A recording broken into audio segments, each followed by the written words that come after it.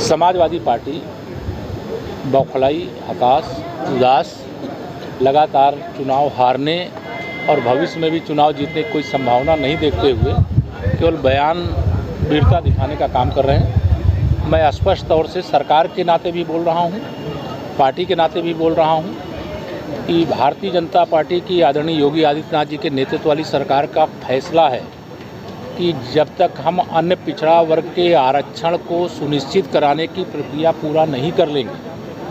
तब तक नगरीय निकाय के चुनाव नहीं होंगे। माननीय उच्च न्यायालय का जो आदेश है उसका हम सम्मान करते हैं, लेकिन वह आदेश जो दिया गया है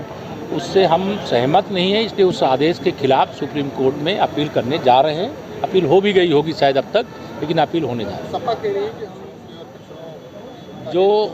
जो पिछड़ों का हित केवल सैफई परिवार में देखते हों, एक परिवार में देखते हों,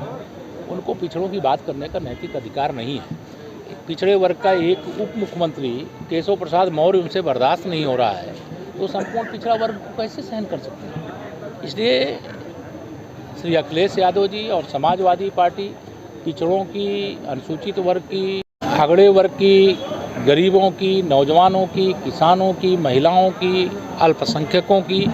बात ना करे, क्योंकि वह कहती कुछ है करती कुछ है। भारतीय जनता पार्टी जो कहती है वो करती है। हम कह रहे हैं कि बिना ओबीसी का आरक्षण सुनिश्चित किए उत्तर प्रदेश के अंदर निकाय चुनाव नहीं होंगे, तो ओबीसी का आरक्षण सुनिश्चित करने के बाद ही चुनाव होंगे। तो यह सरकार का फैसला मैं आपके माध्यम से बता नहीं तो मैं कह रहा हूँ ना, तो श्री अखिलेश यादव जी तो उत्तर प्रदेश के मुख्यमंत्री रहे हैं, समाजवादी पार्टी के अध्यक्ष हैं, वो सांसद भी रहे हैं, और वह और उनकी पार्टी का कोई, चाहे श्री अखिलेश यादव जी हों, चाहे उनके दोनों चाचा हों, चाहे उनके भाई हों, बड़े छोटे जो भी, उनके निशाने में जब एक मैंने कहा उप मुख्यमंत्री केशव प्रसाद मौर्य नहीं सहन हो रहा, क्योंकि मैं पिछड़े वर्ग से आता हूं, यद्यपि मैं कार्यकर्ता पहले हूं, उसके बाद सब कुछ हूं,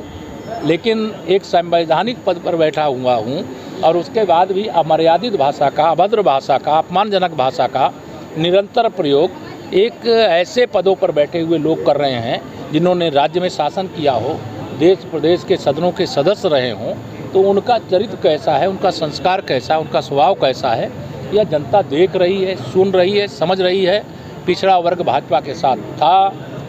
है और आगे भी रहेगा। पिछड़े वर्ग को आरक्षण हमने पहले भी दिया था, माननीय उच्च न्यायालय के आदेश से अभी उसे स्थगित किया गया है, लेकिन बिना पिछड़े वर्ग को आरक्षण दिए चुनाव नहीं होगा। यह मैं आपको सरकार की ओर से अधिकृत बयान